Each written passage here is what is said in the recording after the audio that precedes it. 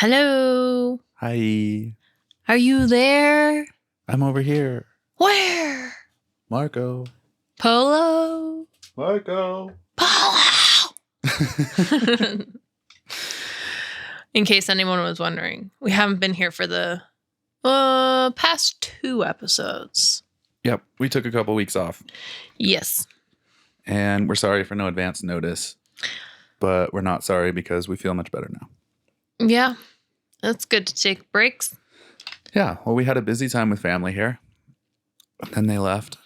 And we didn't get a chance to even try recording anything with them or while they were here. Yeah, time just flies. And then I just felt kind of drained. Well, I was sick. Oh, yeah. And you got sick. I got really sick. So Right. That was we rough. couldn't. It's not possible. Yeah. So now we're here. Yeah. And it's good to be here at like 100%. Kinda. Yeah. Well, more than we would have been before. I don't think I'm ever 100%. No. I don't think I'm ever 100%. I never really thought about that, but yeah. You're always just rolling at 95 tops. Yeah. Should get that looked at. Yeah, if I could find a doctor. Oh, rabble, Canadian healthcare. Oh, yeah, so we got lots to catch up on. What are we going to talk about? Well, we could start with some of our favorite things that we did while family was here and our first visits to Stampede. We could give our honest critique of All right. Stampede. Go for it. All right. Well, the first thing we did going to pretty much the first thing we did, we went down and saw DJ Diesel. And for those of you who don't know who DJ Diesel is, that is Shaquille O'Neal. The ball player. The Laker himself. And it's funny because I just wanted to see how big he was in real life. Of course, it's really hard to see when you're in a crowd, but it's his face is what I thought it was the funniest. Huh. You know, when you're listening to music, you're dancing or you're playing music or making music, and you get really into it, and you get that like disgusting face on you know, like that. It's like with guitar players, we call it the stank face. It's Yeah, like you it smell was something nasty and your face screws up. It like was that. basically like that, and I just thought that was so funny. But overall, you know, that was okay for me. I struggled. I love going dancing and DJs and stuff, but I struggled with that because it just felt like it's been a long time for one, and everybody around me was so tall, and I was like not feeling it, so I couldn't see the stage really. I ditched you and Jordy in the crowd and went back to a table with some guys that were just sitting there, but there was like a free chair. So I'm like, is this chair available? And then I ended up standing up on that chair so I could see. And that was pretty fun. That's awesome. Yeah, the crowd wasn't the most fun part to be in, but my brother really wanted to get as close as we could. And I was like, you know what? That's normally something I don't want to do, fight through crowds. So I was like, but I'm just going to do it and see how this goes. And my favorite part, though, was there was just before he went on, everyone was kind of getting super rowdy. hyped and anticipating and like, or anxious. That's the word I'm looking for. And a couple girls like got up on some guy's shoulders in front of us. And then the people behind us were like, fuck that. And they started like throwing ice cubes and cans and shit at him. They're like, get the fuck down. Yeah. Get the fuck down. And I was shocked at how many times these girls had to get pelted with ice before they were finally like, do you think we should get down? Wow. To be honest, I just think that sucks for everybody. Yeah. Being up, like, I didn't, you know, it's hard. You're in a crowd with different sizes of people. You just shouldn't get up on someone's shoulders. I don't like that. Yeah, me neither. And maybe it's a difference of us being inside too. Like we were in a stadium kind of space, a theater, a whatever. It was a big hall. It's a hall, yeah, and just it's the Big Four roundhouse for those who know the grounds. So it's not like outside where it's almost a little bit more acceptable to get up on somebody's shoulders. This was a little bit more intimate. A little. Well, usually you do that if you're at the back of the crowd.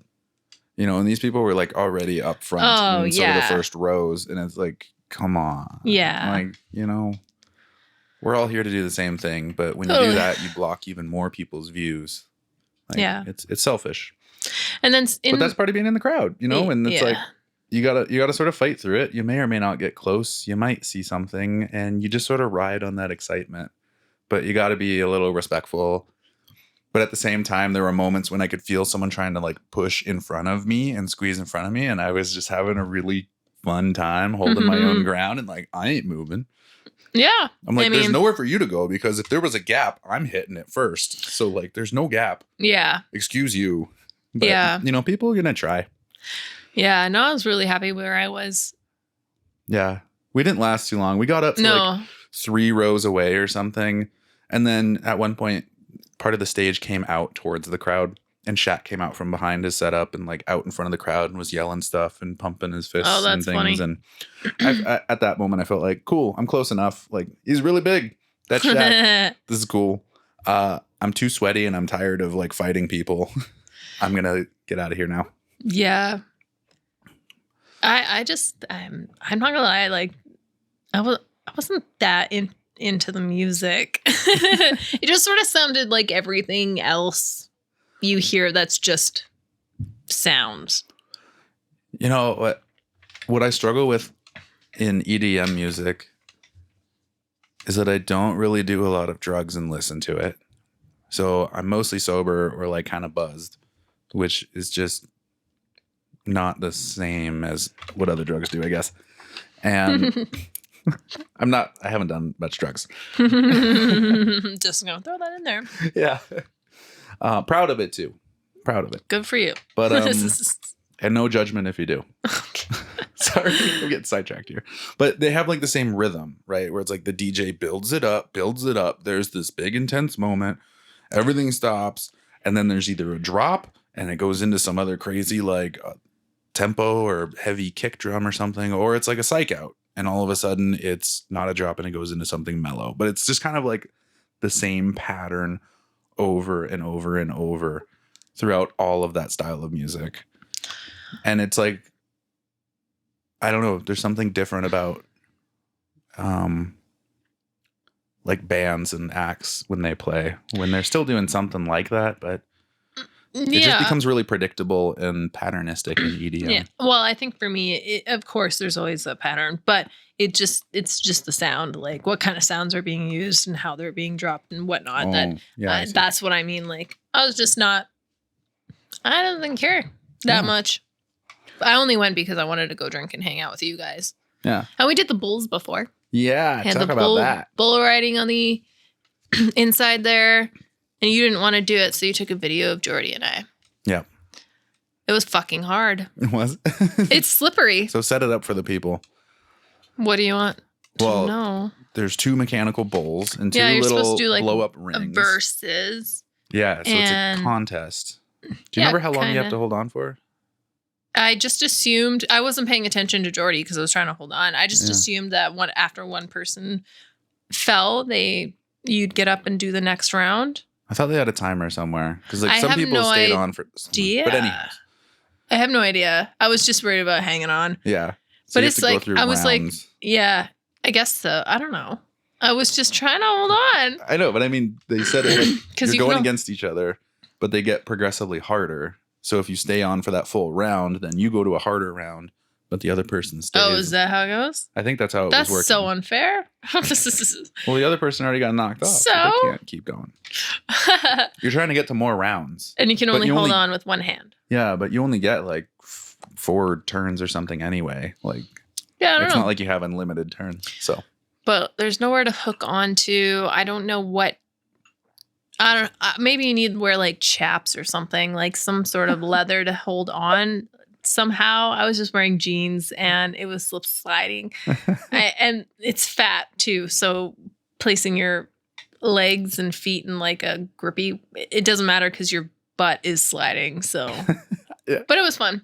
I remember you saying your legs were like burning Oh, and my aching legs for- were so sore for days after that. My thighs, the inside of my thighs was holding on really hard.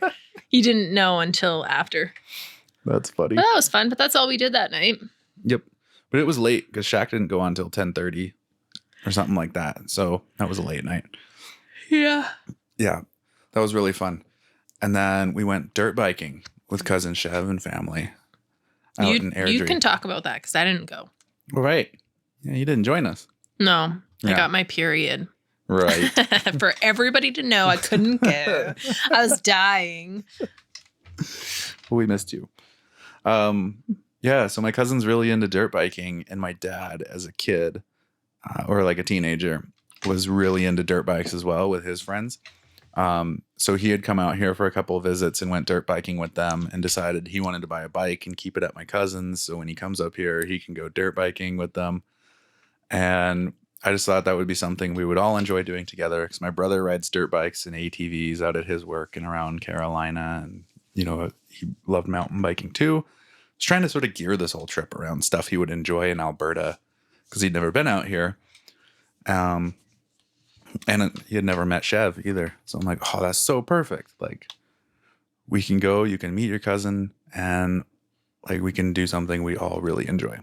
And it was loads of fun. And like, I have ridden a dirt bike maybe one time before in my life.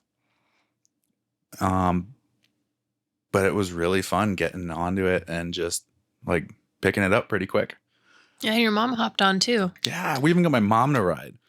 Yeah, I know really she was cool. nervous about that before because we talked about it. I'm like, I'm not going on it. I know I can't handle wheels. Like 4 wheels or no. Yeah. 4 wheels or nothing. How do they let you drive? That's what Oh, I mean. I can has to be drive 4. 4 wheels. I can't do 2. I don't know. Who was I talking? I was talking with I think it was Brad. And I was just saying, I don't know. I think I flip over more on 4-wheelers than I do on a dirt bike. Because like you get all cocky on a 4-wheeler, but you're standing up taller and it's... That's you. Yeah, it totally is. But anyhow, that was fun. We went and we found this area that had all kinds of fun hills and little like tracks and trails to ride out and around on. And yeah, Chev finally convinced my mom to hop on the little 125 and showed her how things work, got her scooting around. And then next thing you know, she's out there riding with us. That was really awesome. Nice. Proud of you, Mom. Good work. Yeah. It was awesome. And then we went back to Stampede. Yes, Sunday we went back to the Stampede because during the day, because we didn't know what it was like. So I'll just say how I felt about it. Well, this is what we did. It's kind of it was a pointless trip. We went in, we ate something, we had a couple beer and we left. We didn't do fucking anything. But what I saw was just a ton of food vendors, and they start to become the same. You know, every like third vendor is the same thing. We went into the BMO building that had all these, vendors, and Like a market hall. expensive as fuck. Found a really cute skirt for like $300 stupid dollars. So it's not like you could buy anything. And then we were like, let's get a beer. And the only place you can get a beer is here or there. You have to be in the beer garden. That was kind of fun though. We had a couple drinks and they were playing music, but we left before the live music came. We did. But we got our pictures up on the big screen that you could text your photos into. They had a big screen. You could take photos, text it in, and that was fun. And then we left. But honestly, like, I could barely see any rides. Yeah, a couple of rides. It reminded me of the P&E Playland in Vancouver, but just not as big. I don't know what really the difference is besides maybe more country music or like maybe different. I don't know, because they have live bands there too. It just wasn't impressive. And we chose to go on a Sunday, which was also probably a bad family idea. Day too, so that was stupid. It was crowded as shit with too many strollers and just mayhem. Yeah, and we were lucky because we went during the day, and then I saw videos later of what it was like at night. Oh, right. I remember you and showing me that. I have no idea how it's acceptable to have that fucking many people in a space. Yeah, it was crowded. Like you couldn't. What like, are you people weren't going even there for moving. at that point? What are like- you there for? You know what it reminded me of? It reminded me of photos of like Los Angeles highways at rush hour time. You ever see those where it's like, yeah, 40 just lanes of lights. traffic, just lights, bumper to Stopped. bumper, stop, dead. Like that's what it looked like, except there's just people. Yeah. Because I'm like, how do you move? How do you get around? How do you ever get a bite to eat? How do you stop and enjoy it? Like there's just not space. Yeah. And I think that's just when I realized that this is just not for me. These things, certain things as I get older, I'm just like, hate people so much. I just don't want to be inside people. Yeah. Well, Yeah. I feel like a lot of events and like and parks and things have just gotten too crowded. Like, Yeah. At least for my taste. Yeah. Because that's mostly what I disenjoyed about our Disney trip as well, was the same thing where I felt like Yeah. there's too many people. I can't enjoy anything. And it's and nothing this but sucks now. food. Like Yeah. you are going into this place to buy food that's overly expensive, but there's barely anything else to actually witness or be entertained by. The same things with Disneyland and Yeah. all that shit. But I would have liked to have seen like some of the rodeo or the chuck wagon races. we and stuff, didn't but- do that. But if we do feel like doing that, we could do it next year and specifically go for that. But we just didn't end up doing that. So Yeah. that was just our taste of the everything other than shows. And we did try to go see what was that thing going on? The motocross or something. Yeah, Monster Energy sponsors a like motocross jumping show. So they Yeah, have but all then these dudes ride around and go off this massive jump and do tricks and flips, and so we went over to go see that. yeah, but then it's been thunderstorming. It finally stopped, but it had been thunderstorming for June and most of July, and it thunderstormed, so they couldn't do it. It was raining. Yep. So we left. But before we get onto what we did next, what did you think?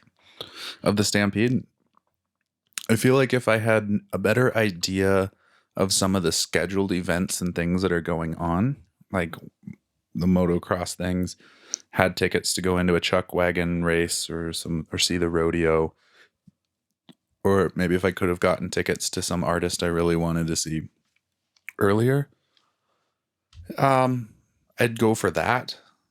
But to just go and roam around and be there, yeah. It's so pointless.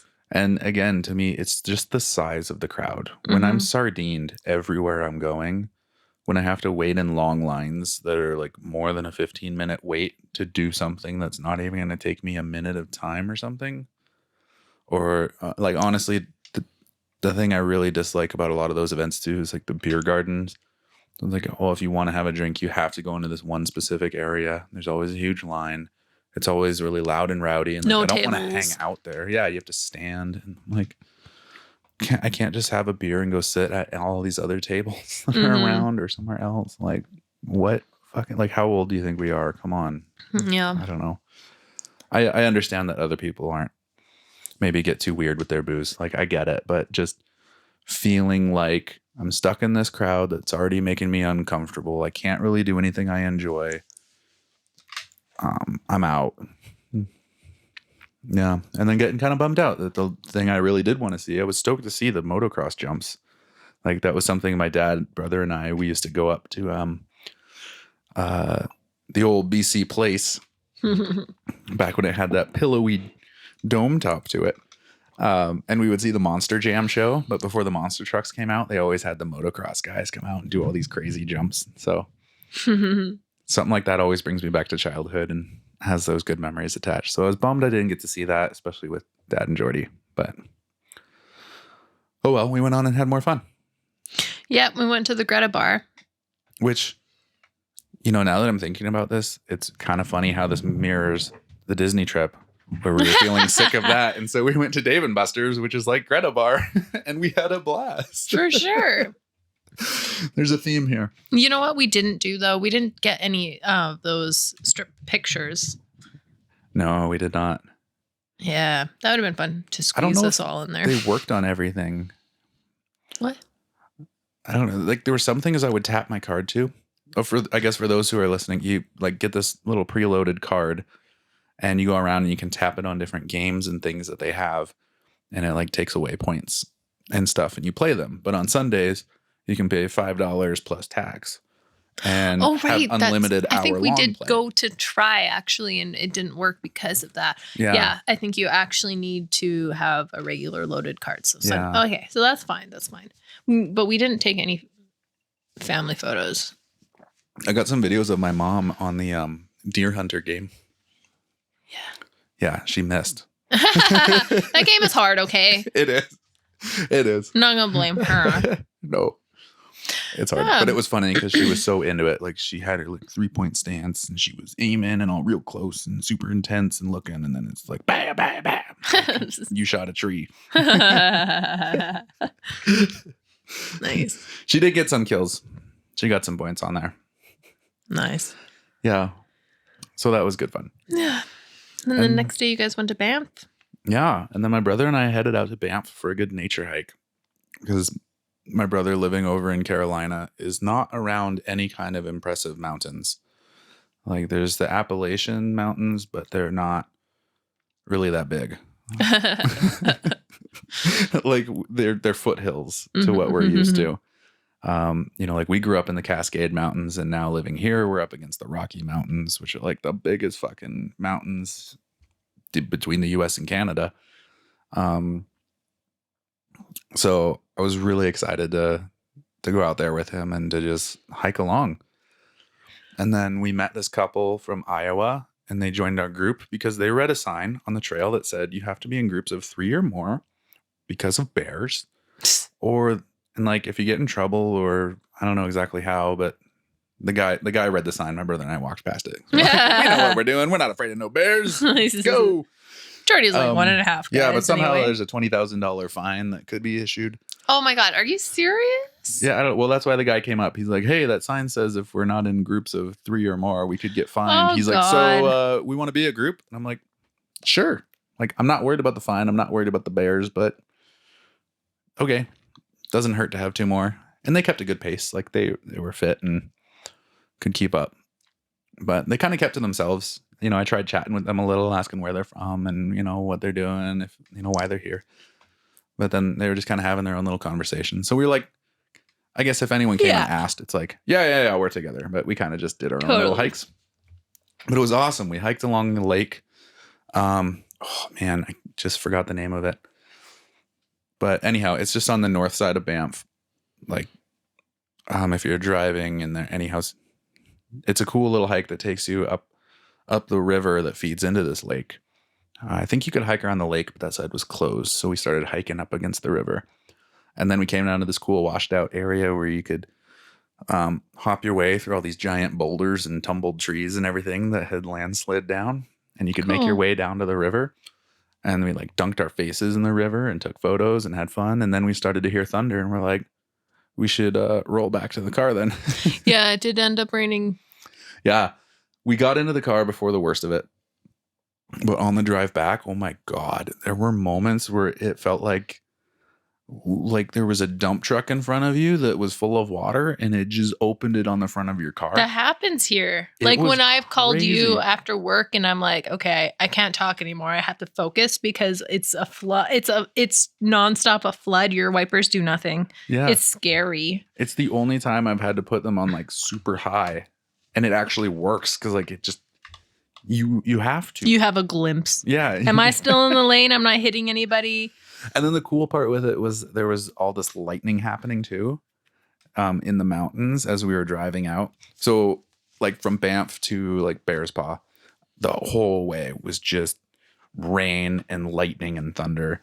And it was really cool at times. But then, once you can't see and you're like surrounded by all these other cars, you're like, oh my God, I'm a little scared now. Yeah. But when it would lighten up, you're like, this is super cool. I've never been in the mountains in like a lightning thunderstorm like that.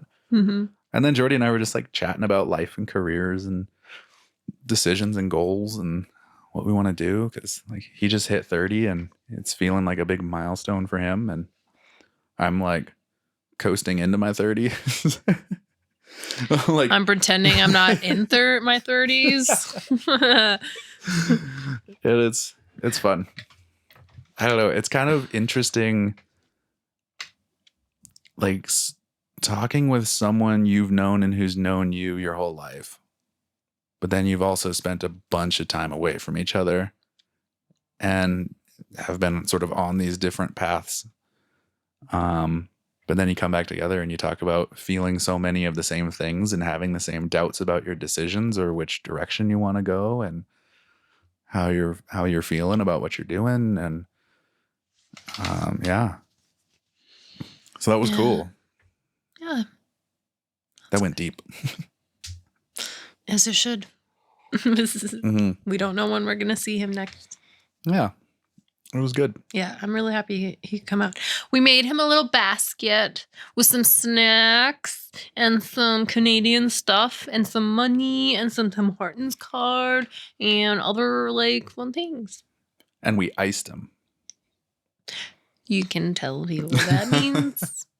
Last time when we were visiting his place in Carolina, somehow icing people came up, which is where you hide a Smirnoff Ice around like someone's house or wherever you think somebody's going to find it. Yeah. And when the person finds it, then they have to get down on a knee and they have to chug it. And it's gross. I guess it's a thing in our family now, though. Yeah, it's kind of become a thing because my parents really grabbed onto it that time. Yeah, yeah, they were good spirits. They did good job. Yeah, watching your mom chug Smirnoff Ice is hilarious. I just remember how excited my dad got. Like he heard it, he's like, "What? That's a thing? Like we're going to the store now." He was like, "We're gonna hide these around and get everybody." Yeah, so we got him the first night wrapped in the towel. Don't know why he even went in that towel that first night, but it was fun. Yeah. That was fun. We didn't do it beyond that. It didn't really become a thing, but it was a fun little throwback moment to say, hey, remember when we did this? Gotcha. Yeah. Yeah. And then we got to jump into Jordy's world a little bit.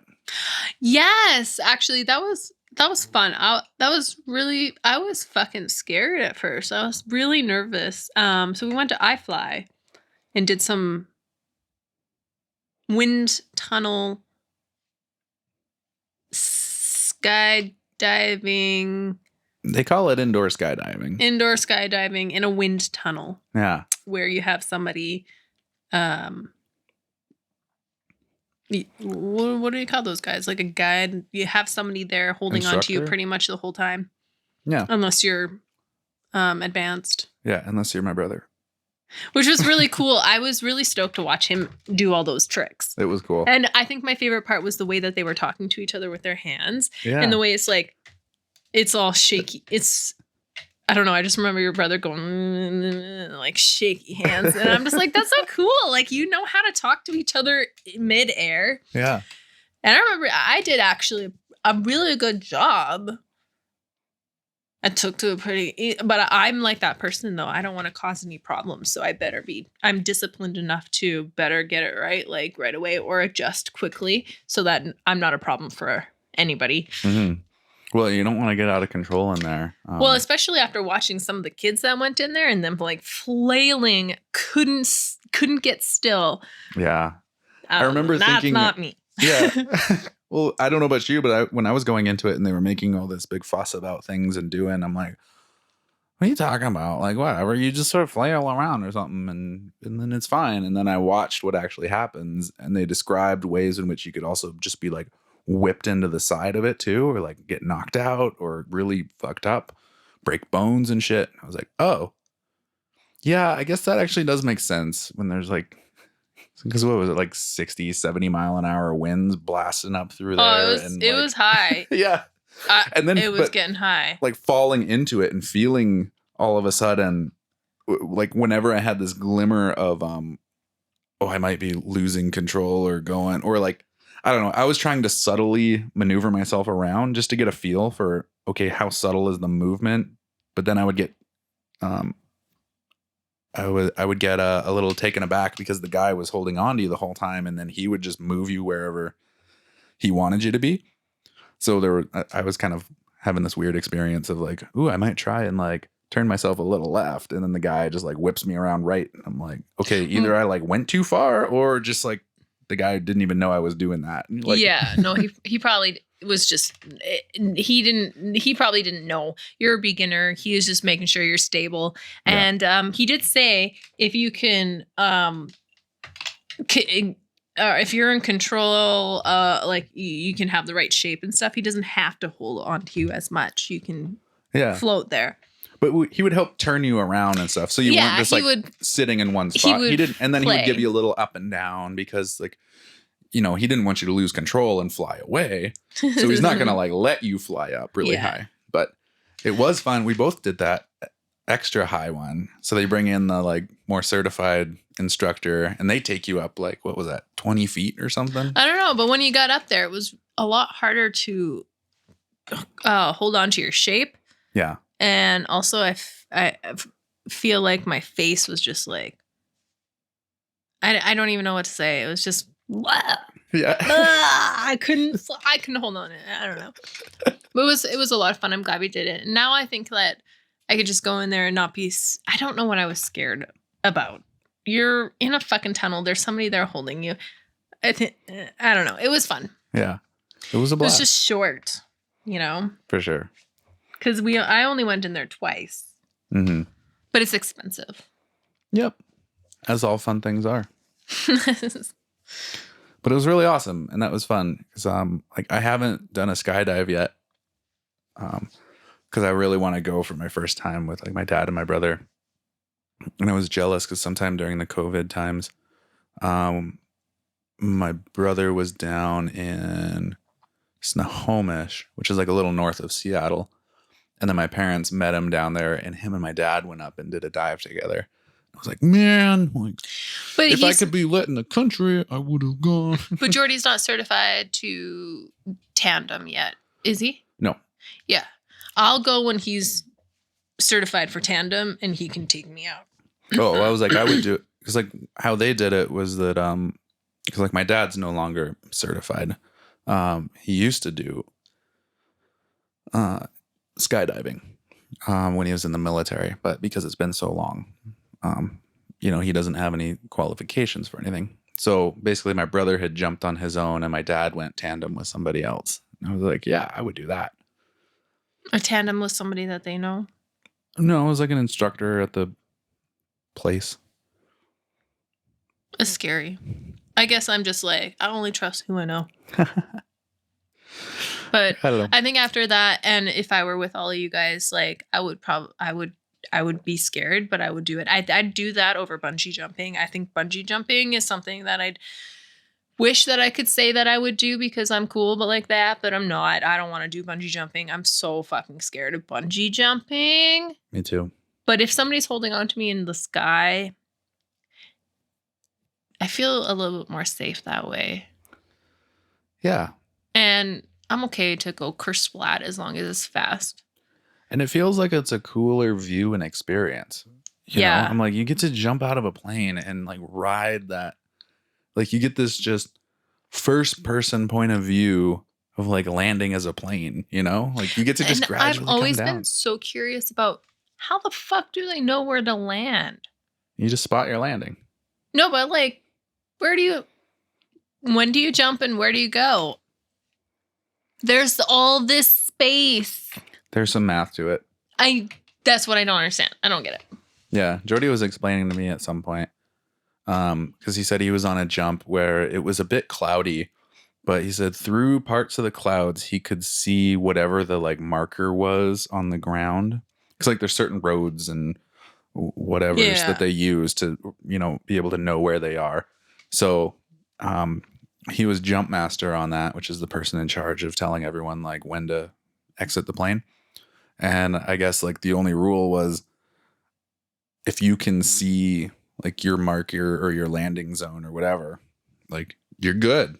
Like go ahead and jump, even though there was a ton of cloud and everyone's going to be falling through cloud and they might not see where they are in time. But as long as you're trusting that your jump master knows where you are and you jump out at the right time and you pull your chute at the right altitude, heading in the right direction on your compass, like you'll be fine. Yeah. But he said he got down from that jump and a bunch of the guys were like, yeah, that was like a little cloudy to jump, or something. He's like, but you made it. Yeah. Yeah, well, I mean, you got to have all the trust and faith in your It's true. fellow soldiers or whatever. Yeah, I mean, yeah, you got to trust the expert or whoever's in charge and has that responsibility, because it's like, hey, they have the best perspective Yeah. on that, so trust their judgment. Yeah, and they have to have the confidence to make that call. Mm-hmm. Yeah, it can be hard though. Yeah. Yeah. Yeah, and then after that, I went back to work, and you guys had a couple of days or a day at least to do family things alone. Yeah, we just kind of hung around for the most part. We went driving around, stopped off at the river in Inglewood. My brother and I went and rode bikes around town. Showed him Jimmy's Donair and shawarma, which he absolutely loved because he'd been over in Iraq enjoying like all of that food. They would have like, I think he said Sunday cookouts, where the guys would just bring these big spits of lamb and beef and whatever. And so he was really stoked with that. Yeah. It was really good stuff. And yeah, it was just kind of the casual wind down from like all the adventuring, because we had just been like out and going and doing and zipping around. And I mean, there's still so much more we could have gone around and There's seen. There's always so much more. It always is a fast trip. Yeah. So yeah, that was the end of Stampede and Calgary Adventures. Yeah, so they left on the Thursday, and Saturday morning, I was sick as a fucking dog. So Saturday, Sunday, Monday, Tuesday, Wednesday. So 5 days. 5 days ill. Well, the last day I was finally recovering, but that was two days worth of antibiotics. And yeah, horrible. I made a nest on the futon downstairs, and I didn't leave it for 5 days. Yeah, pretty much. 4 days. 4 days. The 5th day, I did finally have a little bit of energy to get up, but it just wasn't right to go to work. Mm-hmm. Yeah. Yeah, because that's a whole different set of energy. Yeah, I gotta move fast. I'm cleaning houses, and also there's a lot of clients that are immunocompromised. Mm-hmm. So, or have kids, and which is probably how I got sick. Just kidding. No, it was Stampede. Actually, the client house I went to today, one of the members there has been fucking sick ever since. For a past week or so. Yeah. So it sounds like it's going around, I guess. Yeah. What wasn't Britta was just sick, and then Julie Adams' girlfriend was also sick. And yeah, you're kind of sick now. Yeah, I'm dealing with a scratchy, painful throat. Yeah, makes sense. But it's all good because I found a doctor to see tomorrow. Yahoo! You should have him just check you out then. I am. I'm going to mention it to him. Like, hey, I'm dealing with this.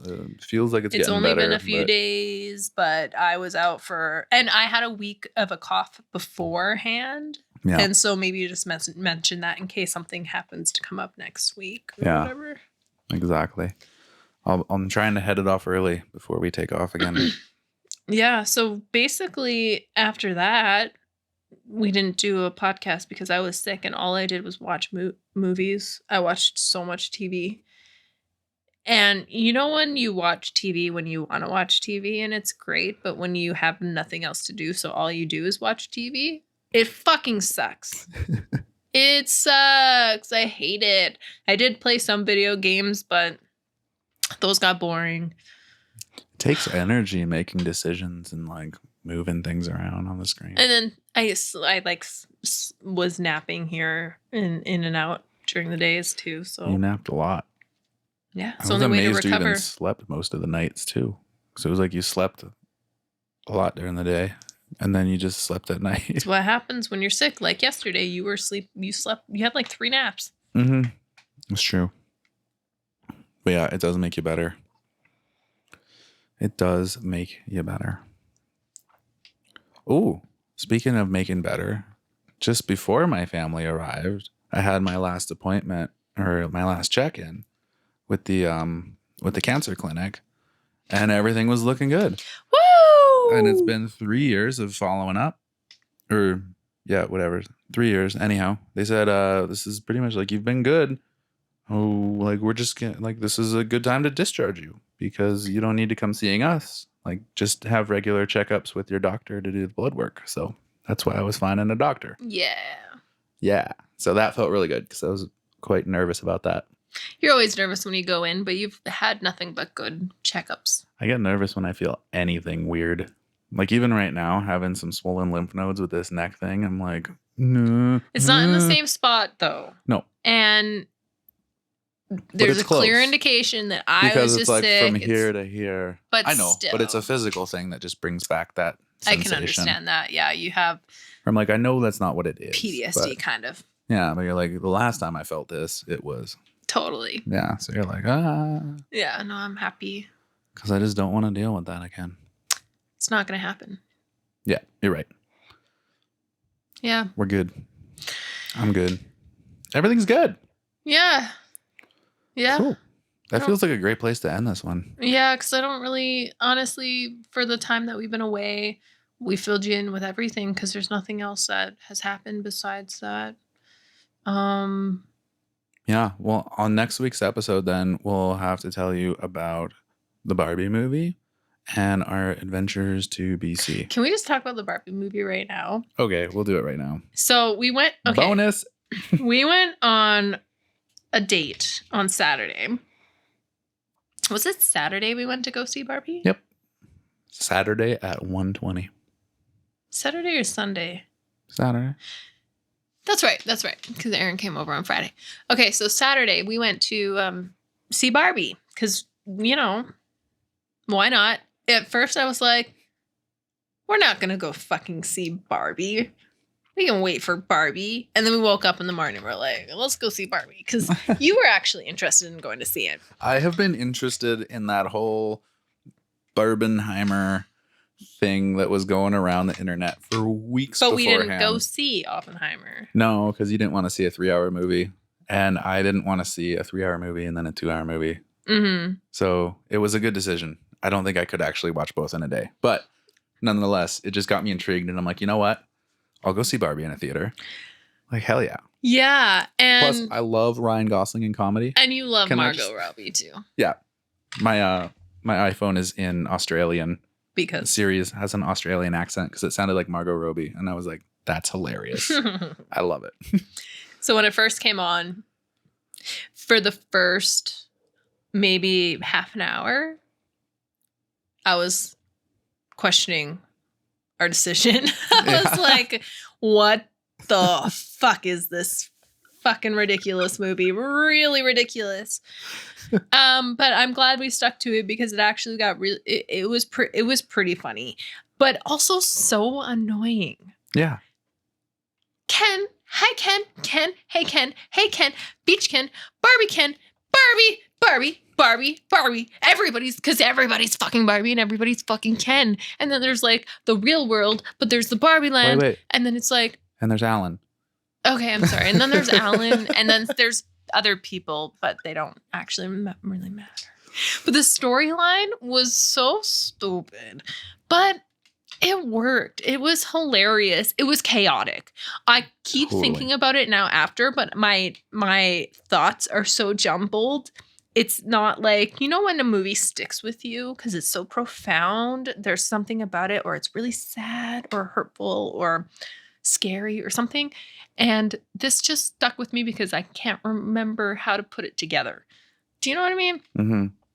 But Ryan Gosling made the movie. He made the movie for me. 100%. And he was so annoyingly funny. Yeah. And I think that's the best way to describe the whole movie. Yeah. Because I think I began looking through it through the lens of a social commentary satire. Yeah.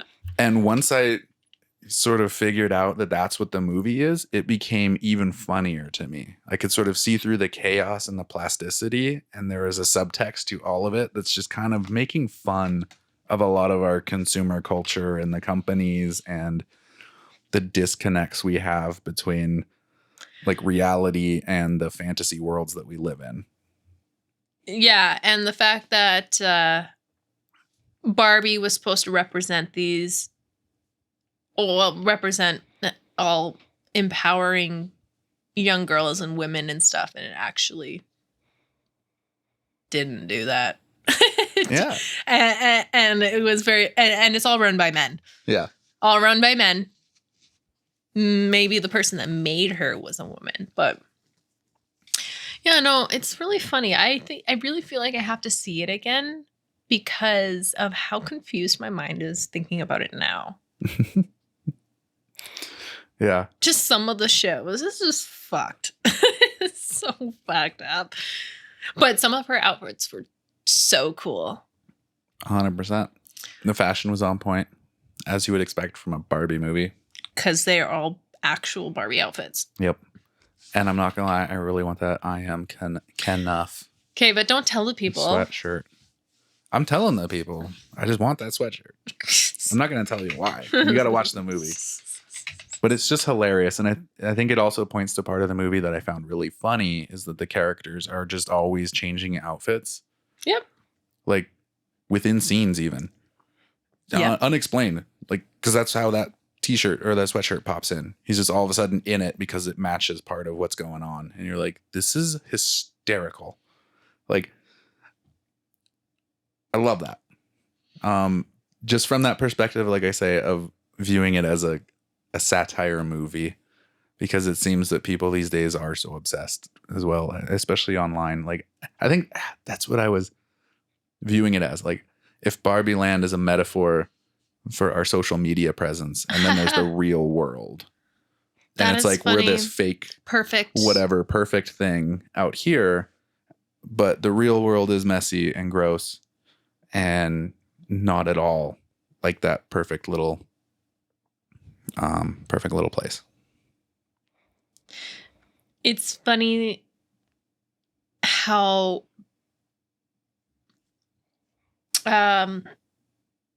sexist it is at the same time. The movie? Yeah. In what way? Well,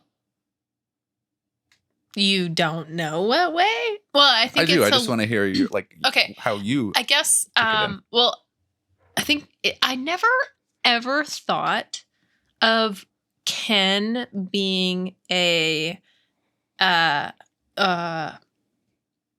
do you call them?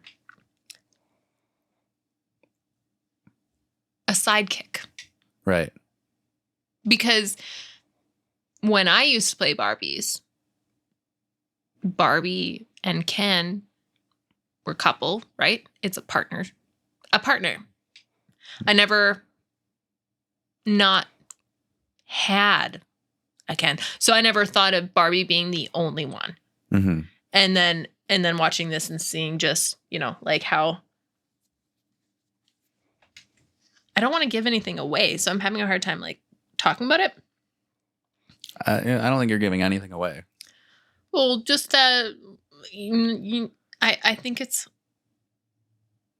hilarious that Ken feels like he needs to bring. So before Ken went to the real world, he was fine, but then he was influenced by the masculinity and the way that the real world's run by men. Yeah. And brings that to Barbie Land because Barbie Land's run by women. Right. And then I think what bothers me now that I think about it, or did it end that way? Well, we don't want to give away the ending. No, I know. I'm not thinking like it's just like a battle between men and women. Yeah. And I thought that was kind of stupid. I wish that was a little bit different. But fucking Ken had some funny shit to say. I just horses. That came to mind, and I'm just like that. That's all that matters. All that horses. Ken wants is just to be acknowledged and loved. Yeah. And it's funny because that's, I mean, kind of what the whole movie points to is that's what we all want. Yeah. And I had this thought when you were mentioning that Barbie was meant to be this symbol of all that women can be and do. I remember this from some of the religious parts of my upbringing. There always seems to be trouble in human society when we create these idols that represent ourselves or what we should or could be, because we can never agree on it. And it turns into this whole argument over what this thing should be. And I think maybe that's where that sense of silliness arises from, because you look at it and you go, you can just live your life, like this thing can exist. And it will only have power that like you give it. So if you pay attention to that thing, if you let it bother you, if you let your thoughts dwell on that, like that's the problem. Well, but like that thing can be out there and maybe it does some good for somebody and that's great. But if it bothers you, like you don't have to engage with it or really spend any of your energy thinking about it or ever. So I think that's what I also liked about, there were many different morals of this story, but one moral was like, these Barbies are one thing. They are made to be one thing. Mm-hmm. And I think that's what the problem was so you're trying to show girls that they could be many different things, except the way that you are, what's the word? The way you are selling it is that this one Barbie is this way and this other Barbie is just this one way. You can be more than the one thing. Yeah. And when you are made to be something, one thing, life is pointless. Yeah. You can do whatever the fuck you want. Yeah. Because these things, they can't be more than one thing because they aren't living and conscious. And it's okay to have dark, depressing thoughts. Yeah. It sure is. And not be perfect. Mm-hmm. But it's how you use them. And again, if you can take those dark, depressing things and turn them around into ways that can share love with people in the world, with your family, with those who are close to you, with your partners, with your wife, your husband, your whoever you might be. I think that's hilarious to me how all of our stories and allegories and everything throughout history has always come back to you have to love. You have to just give love. And love and happiness. Like that's all that Ken wanted, right? But Barbie was unable to do that. And then in the end, that's all Barbie wanted. Well, we won't talk about the end. Yeah. Because that just gives away like everything. But I just find it funny how both characters have like that same want and that same desire. And it's just like ships in the dark. I think it's hilarious too how everybody was like, oh, Ryan Gosling's too old to be Ken. But seriously, the entire cast, most of them are made up of after 30-year-olds. You know what I mean? People gotta forget that it's not a historical fucking documentary. It's a fictional movie that's just for fun. No, he was funny. Yeah. He was so funny. He's a riot. It reminded me of what was that other movie I loved him in? It's one with Steve Carell and Emma Stone. Oh, Love, Punch, Drunk Love? No, that's Adam Sandler. Crazy Stupid Love? Yeah. Yeah. Same. He was like the funniest comedic. You haven't? Nope. Okay, we have to watch that. Yeah. Because he's hilarious in that movie. I think he's one of the funniest actors out there. He started off in comedy. He's got a weird sense of humor, and I think that's why I like it. Did you ever see the one that he did? It was a little indie film called Lars and the Real Girl. Yes, I did. Like, that to me was the epitome of his comedic style. I'm like, oh my God, because you play it so straight, but the whole concept is absolutely ludicrous. One of my favorite movies, and this is one of his darker moments, like, I haven't been able to find it anywhere. It's called The United States of Leland. I don't think I heard of that. It's so good. He's like a depressed kid. He kills his girlfriend's brother who has a disability, like a mental disability. And it's just so full of sadness. And when I was a teenager, like I just soaked all that up, right? That was just, that's how I feel, but I'm not going to kill anybody. But that's how I feel. You know, it's such a good movie. We got to find that somewhere. I don't know where to find it. Okay. So I show United you Crazy States Stupid of Love, Leland. and you show me United States of Leland. I just don't know where to find it. And we have a Gosling movie day. Yeah. Oh my God, we should dress up like ducks. We could be little goslings and watch Ryan Gosling with a Canadian flag. Oh my God. Yep. And put it on the Paradise. Yeah. Instagram. So, but I would just say, like, to anybody that wants to see the movie who isn't die hard or who just wants to, or like who, okay. If you want to see it just to get out of the house, go see it, because movies are actually cheaper than they ever used to be now because of COVID. So why not? It was $16 a ticket to go see. But if you don't care that much, wait. Don't go as a critic. No, you gotta go with an open mind. We went with an open mind. Go as like an excited wide open audience mind. member. Like, you're going to the movies. I promise you, it's not trying to sell you Barbie shit. Yeah. It's not at all. I guarantee you it is not what you think based off of the ads and the advertising and the marketing. And I'm with you there. I'm so sick and tired of the Barbie marketing and seeing it everywhere. It's annoying. But you have to leave all that behind you and go in the theater and just be ready to laugh and enjoy this piece of art, because it really is like it's so well done. Because you can look at it without even thinking of the word Barbie. Like, it's just another movie. I don't actually really see Barbie in it in a way. Yeah. Do you know what I mean? It's kind of weird to think. Yeah. And you have to remember from like a filmmaking and on the business side of it, using Barbie is something that's really appealing, because there's going to be so many people that have a connection to it. And so like they know it's going to pull people in. So like that's why they're going to make it. But what I love about this, like they didn't do the Marvel kind of thing where they just make something that's kind of brainless and dumb, and like it, you know, there's nothing much to those stories in terms of a social commentary that you can, or at least that I can relate to, perhaps.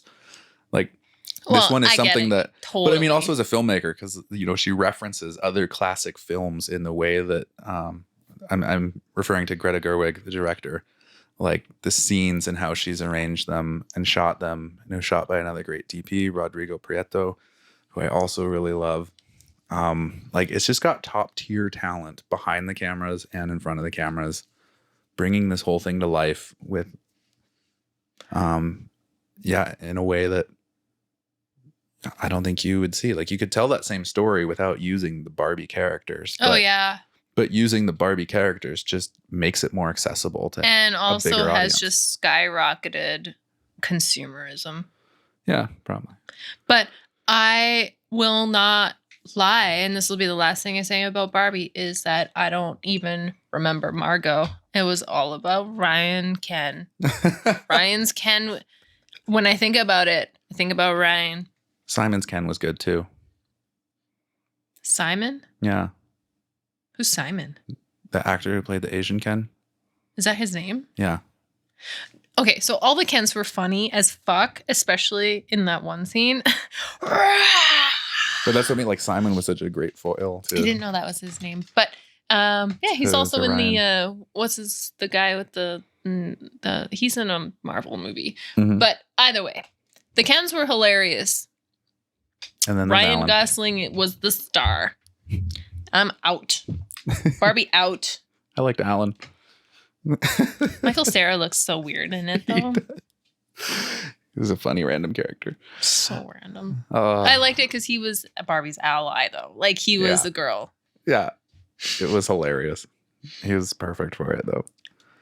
Cool. Yeah, we got all the genitals. I got all the genitals. And bye. Bye. This is